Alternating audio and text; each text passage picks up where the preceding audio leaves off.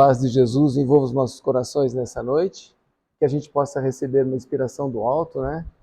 Para nos dar a oportunidade de uma reflexão segura a respeito do Evangelho. Como a gente viu, o tópico de hoje, né? O tópico de hoje, a piedade. Falar sobre sentimentos, para nós ainda espíritos imperfeitos, é algo muito difícil. Porque ainda são sentimentos que nós ainda não conseguimos adquirir. São sentimentos que nós estamos à busca dele. E como que a gente consegue adquirir sentimentos? Como que se aprende sentimentos? Em palestra? Não. É estudando? Também não. Então, de que maneira? Nós vamos tentar aqui construir uma ideia, um pensamento, para que a gente possa ir numa reflexão segura a respeito disso.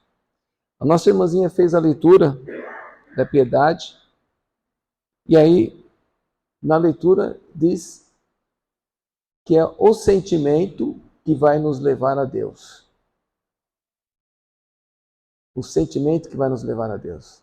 Então, nesse primeiro momento, a gente já tem que parar e refletir um pouco para entender que não é pouca coisa.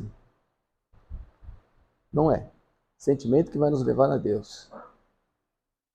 E aí a gente começa a lembrar um pouquinho dos ensinamentos de Jesus, dos nossos irmãos espirituais, quando diz que nós vivemos uma ilusão, estamos iludidos. E de fato estamos.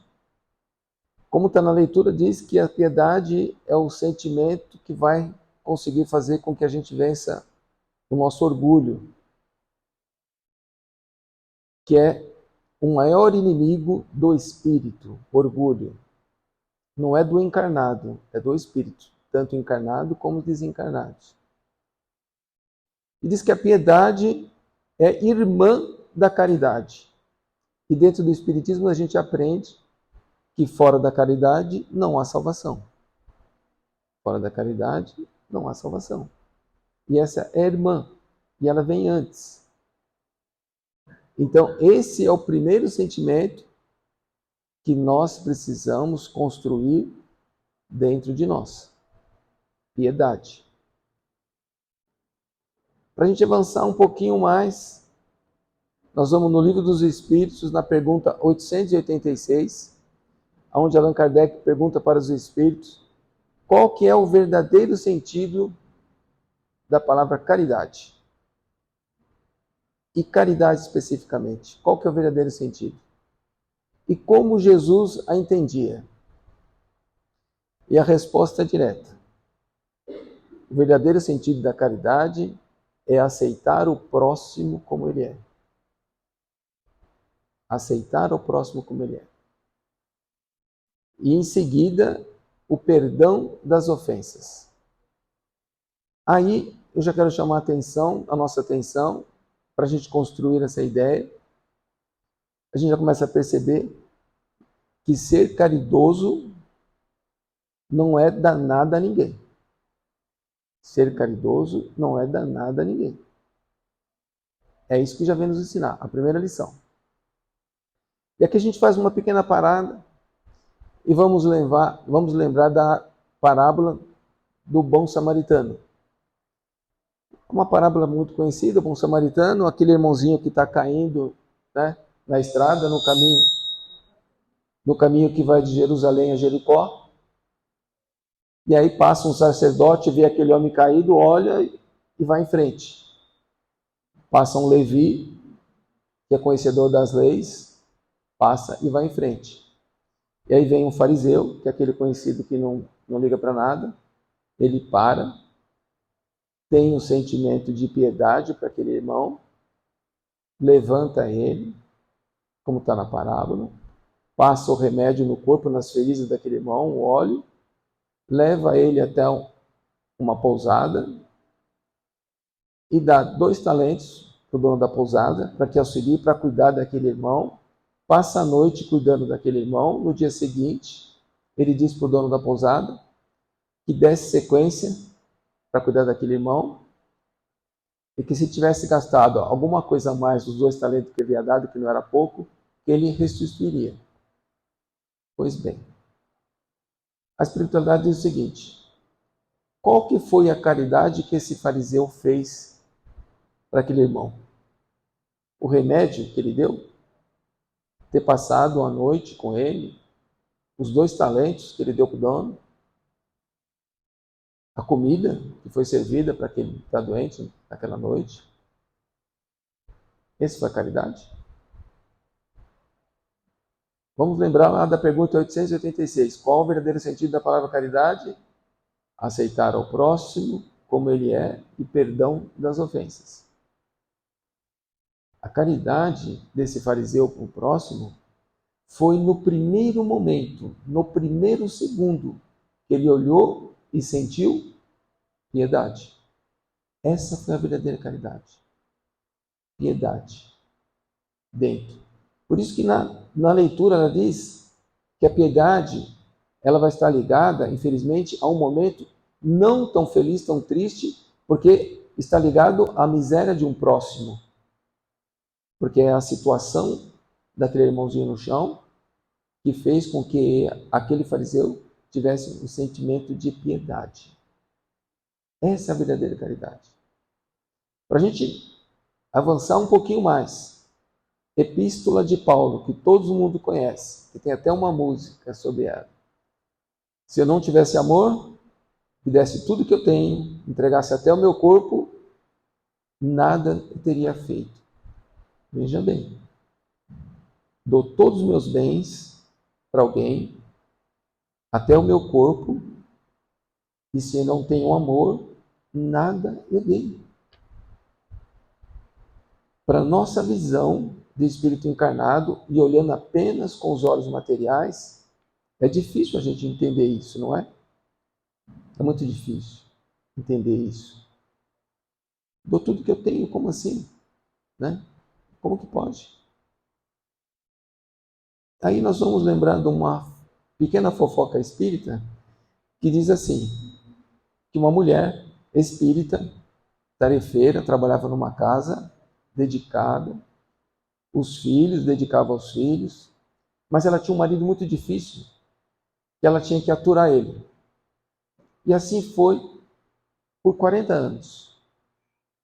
Aí essa irmãzinha desencarna, chega no plano espiritual. Os benfeitores acolhem ela, cuida, ela está se levando. A hora que ela está equilibrada, ela fala, ainda bem, cumpri com o meu papel, né? Trabalhei numa casa espírita, fiz a caridade, cuidei dos meus filhos, aturei o meu marido por 40 anos, que era muito difícil para acertar. E agora, né?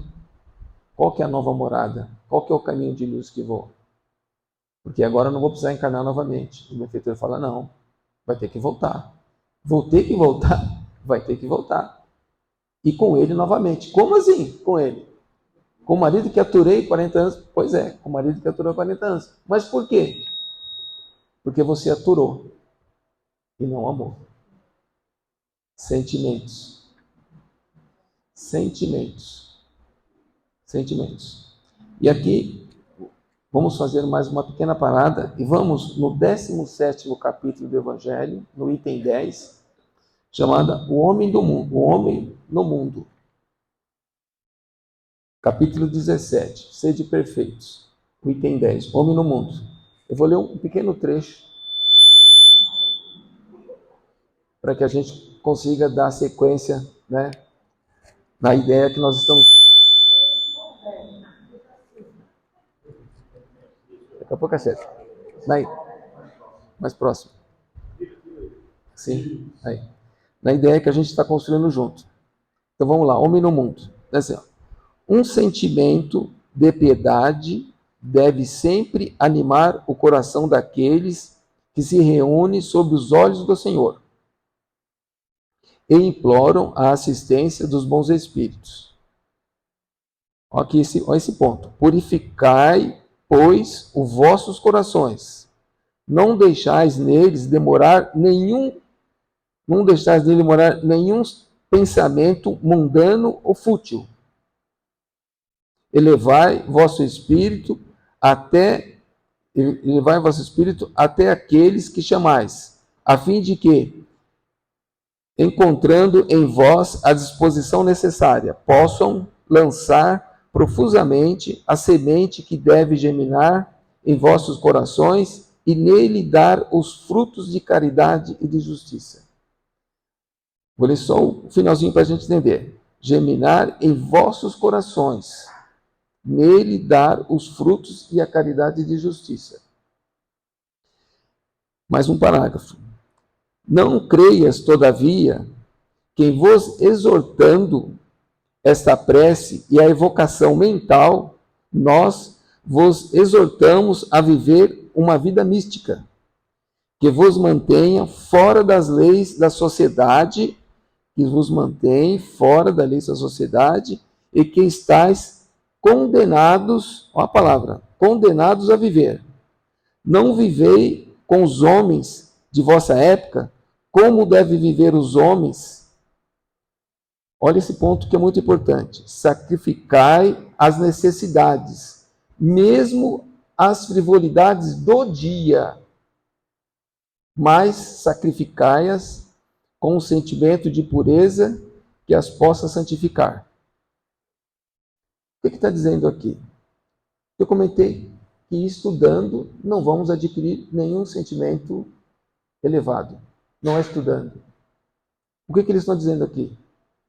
Que não é entrando em meditação, em oração, se afastando, é que vai conseguir isso. Jesus, quando esteve entre nós, quando começou sua pregação, ele foi morar na casa de Simão Pedro. E tem uma passagem com ele lá que vai nos auxiliar o pensamento. Ele olha para Simão Pedro e fala: Simão Pedro, tu me amas? Simão olha para ele e fala: tu me amas, Simão? Simão fala: sim, mestre, te amo. Ele fala: pois bem, pois então irei levar você a lugares que não queiras ir. Eu vou dar sequência nisso um pouquinho para frente. Jesus, quando foi morar na casa de Simão Pedro, que ele estava recolhendo aqueles que seriam seus discípulos, que no momento eram seus apóstolos, ele não tirou nenhum deles do seu cotidiano. Nenhum. Ele não falou: vem cá, vamos montar uma seita, vamos filosofar, vamos estudar juntos, conversar com os espíritos, para que vocês consigam se elevar. Não. Ele vivenciava, ele tomava café com Simão Pedro, com Tiago, com os pais, ele ia pescar, passava o dia pescando, almoçava com eles, retornava, ele participava do cotidiano. É o que nós acabamos de ler aqui nesse evangelho. Vós que estás condenado a viver nesse mundo, junto com os homens que estão da sua época. É no nosso cotidiano, aonde que nós vamos desenvolver este nosso sentimento de piedade. No dia a dia. No dia a dia. Convivendo com aquelas pessoas que nos amam, que nós amamos, com aquelas pessoas que nós temos dificuldades de se relacionar. É nesse ponto. Jesus, a todo momento, nos trouxe esse ensinamento, a todo instante. A todo instante. Amai o vosso próximo. Fazer o próximo aquilo que queremos que faça a nós mesmos. Se tiverdes alguma diferença com seu irmão, antes de vir para o altar e se acertar com Deus, vai e se refaça com ele. Não é assim?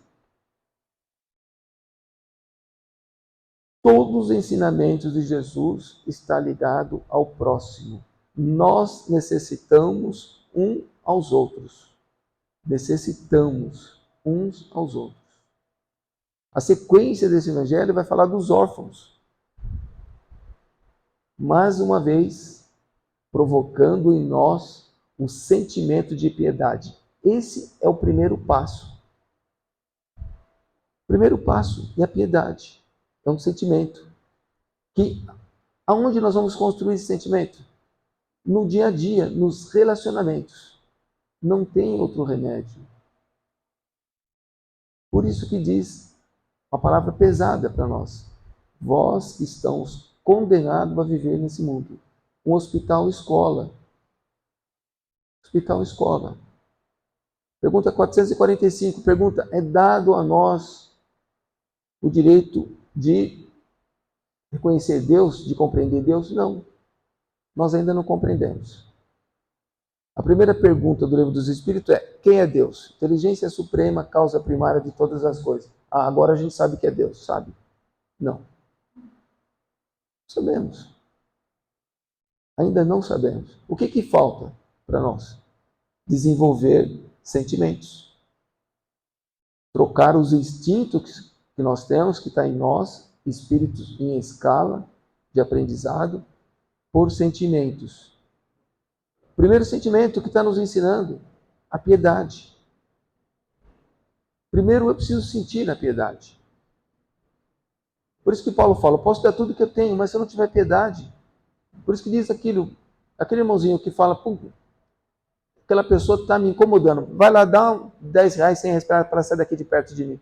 Eu fiz alguma caridade? Nenhuma. Nenhuma. Nenhuma. Se eu apenas sentir a caridade daquele irmãozinho que está sofrendo, me colocar no lugar dele, ter um sentimento de piedade, eu já fiz a caridade.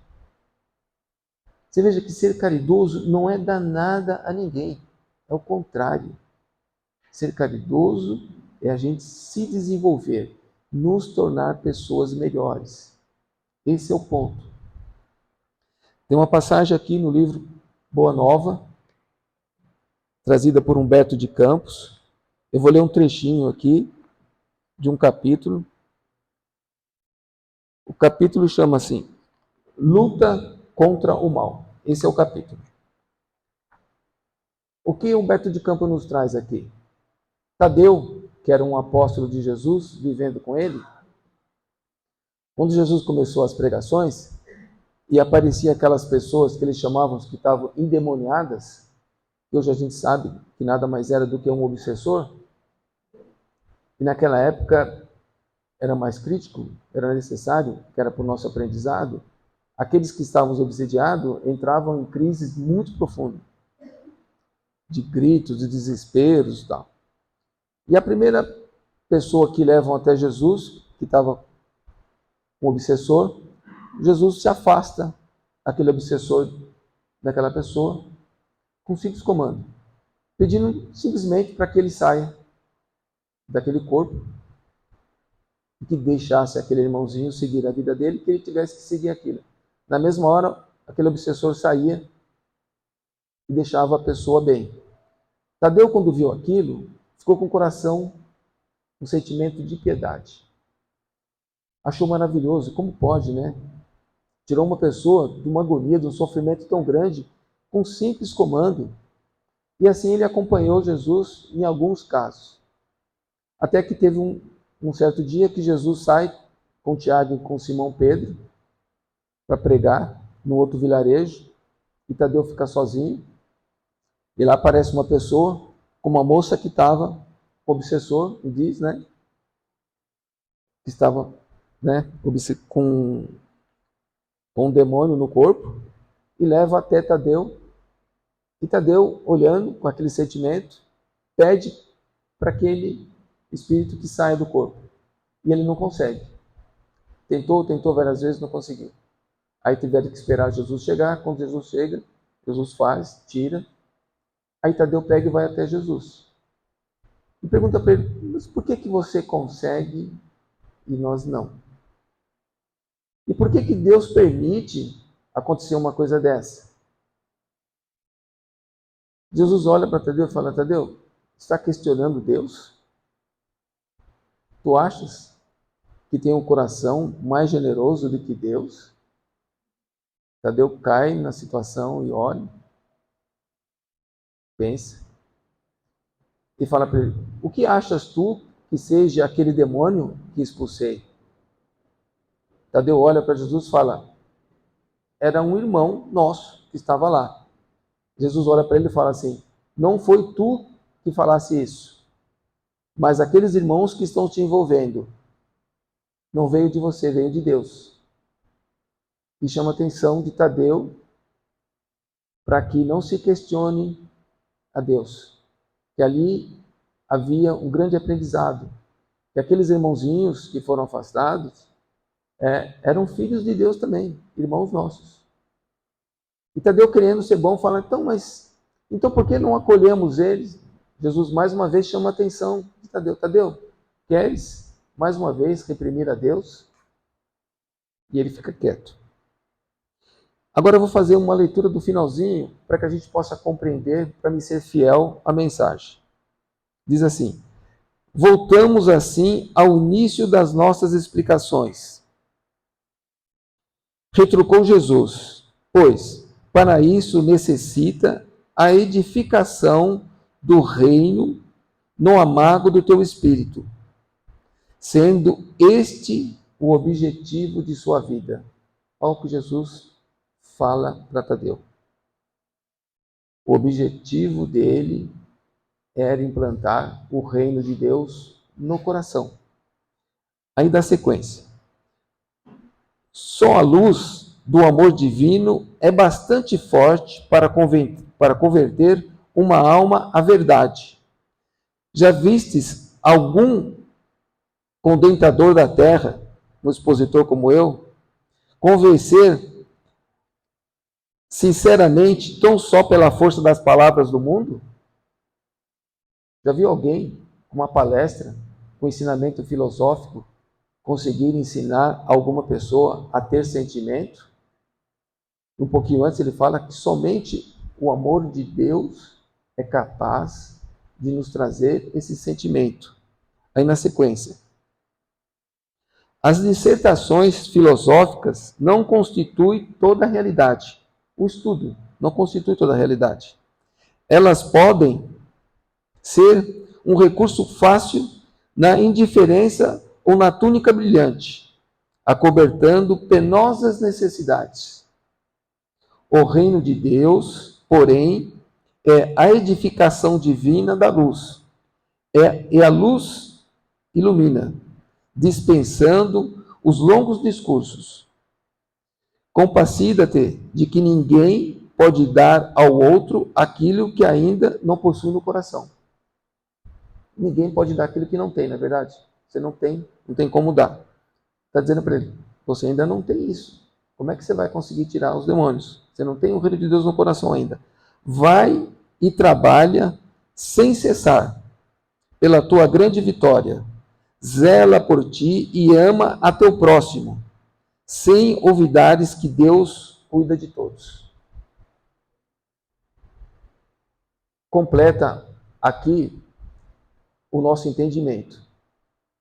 Ou seja, a nossa edificação, a nossa evolução, o nosso crescimento, a troca de instintos por sentimentos, o aprendizado, a gente consegue fazer ele no dia a dia.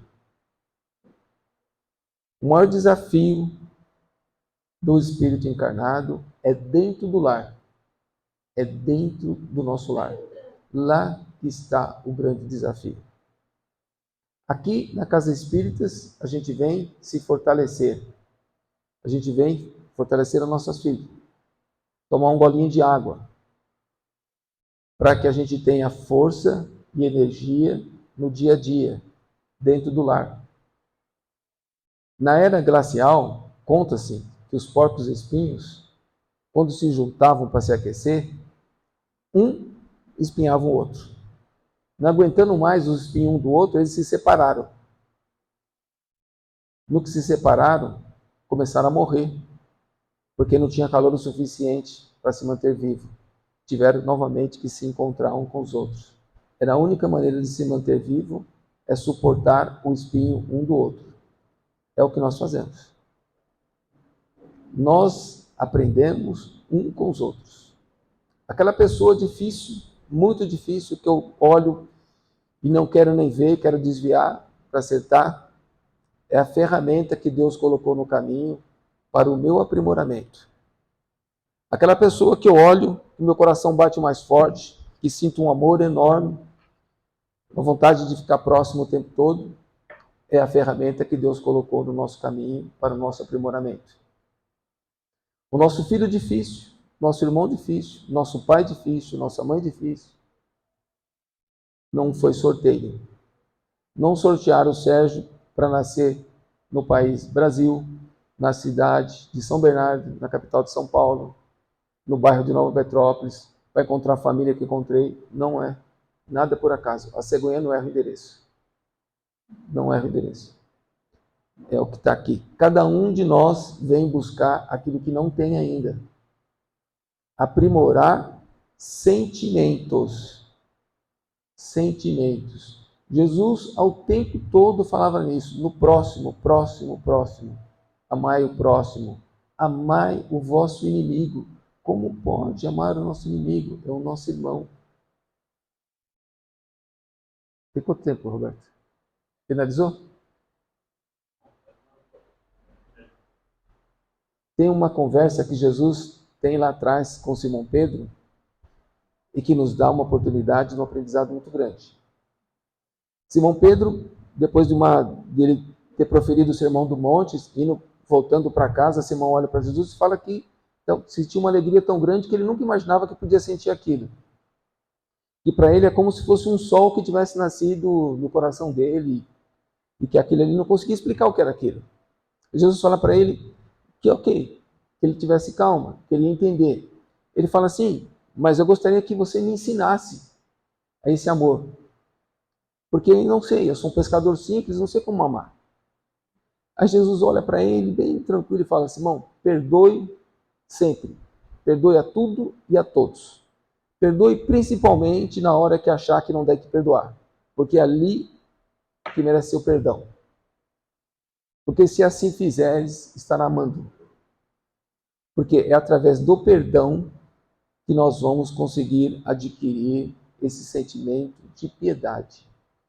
Primeiro de tudo, o primeiro passo é o perdão.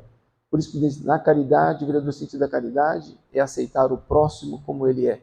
Não é o mal e o defeito do próximo, mas é o próximo. Jesus ensina, Hanan vai, nessa mesma época, querendo colocar Jesus numa situação difícil, porque tinha um ódio de Jesus, porque como pode um carpinteiro estar pregando essa palavra, não conhecer as leis mosaicas, que era a lei de ouro por ouro, dente por dente? E como que pode? Mas não era só isso que deixava eles irritados, porque o povo estava seguindo ele e nunca tinha visto uma palavra daquele. E Jesus, pregando na praça de Cafarnaum, Hanan resolve ir lá, Hanan ben Assad, e colocar Jesus numa situação difícil. Chega no meio do povo para Jesus e fala, vós prega o perdão incondicional? Jesus olha para ele e fala, sim, porque se assim não fosse, seria incongruente. Se o perdão tivesse restrito apenas para o grupo de pessoa. Hanan sente um ódio enorme, não só pelas palavras, mas ele não esperava aquela resposta, esperava uma resposta que colocasse Jesus contra o povo. Mas, mais do que isso, ele sente a energia de amor e de acolhimento de Jesus. E ele fica muito irritado com aquilo, porque não era aquilo que ele queria. E aí ele fala, mas então está dizendo que devemos perdoar aqueles que assassinam, aqueles que vão até o povo e tira? Jesus fala, sim, devemos perdoar sempre. Porque aquele que perdoa reconhece no próximo como irmão, e aquele que recebe o perdão tem a oportunidade de refletir sobre aquele perdão, de trabalhar um sentimento, mais uma vez. E diz, não devemos julgar ninguém, mas justificar. Justificar. Hanan, mais irritado ainda, olha para Jesus e fala, então você está dizendo que aquele que mata, vamos deixar solto no meio do povo para fazer o que quer? Jesus vai falar, nem tanto, Hanan, nem tanto. Porque aquele que julga, julga com o mesmo erro do revel, daquele que está sendo julgado. Então não pode julgar. E aquele que vai julgar, ele deveria ser puro, sem ter pecado. Lembramos da mulher adúltera. Todo mundo queria apedrejar, Jesus abaixou, falou, quem não tiver pecado, atira a primeira pedra. Não ficou nenhum. Os primeiros que saíram foram os sacerdotes. E ele fala, então, não pode julgar. Não tem, como se dissesse, não tem condições de julgar. Mas justificar. Aí ele explica o que é justificar. Justificar é ter a mesma técnica que tem os homens da saúde, que recolhe uma pessoa doente, com amor, com carinho, leva no hospital, cuida, trata e devolve para a sociedade. Ou seja, esse irmãozinho que praticou mal, ele tem que ser recolhido, tem que ser orientado, tem que ser ensinado e devolvido para a sociedade. Recolhido. Recolhido. Como recolhido? Se nós estamos acabando de entender que para desenvolver sentimentos elevados é preciso estar no meio da sociedade. O que Jesus quis dizer com ele ser recolhido? Se recolher ele e deixar ele isolado, como está aqui no Evangelho, ele não vai conseguir desenvolver esse sentimento. O recolhimento é aqui no coração. No coração. O recolhimento é com a piedade. O recolhimento é com perdão. O recolhimento é com amor. Para que aquele rebelde se sinta acolhido.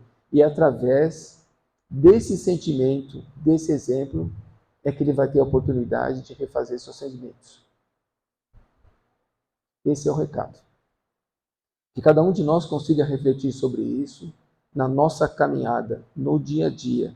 Que a gente possa ir se desfazendo das nossas ilusões e sentindo que é nas frivolidades do dia, na renúncia das frivolidades do dia, é que nós vamos atingir. Se não conseguirmos fazer o pouco, não vamos fazer o muito. O que é frivolidade do dia? É por favor, dentro de casa, para o filho, para a esposa, para a sogra, para o pai, para a mãe. É um por favor, é um dá licença, é um posso. É uma palavra gentil. É dar o seu lugar para que aquela pessoa possa sentar, entregar a sua vez, renúncia das frivolidades. Renúncia. Alguém aqui já leu o livro Renúncia? Quem não leu, leia. É uma grande oportunidade de despertar o aprendizado em nós. Muito obrigado, meus irmãos. Que a paz de Jesus esteja com todos nós.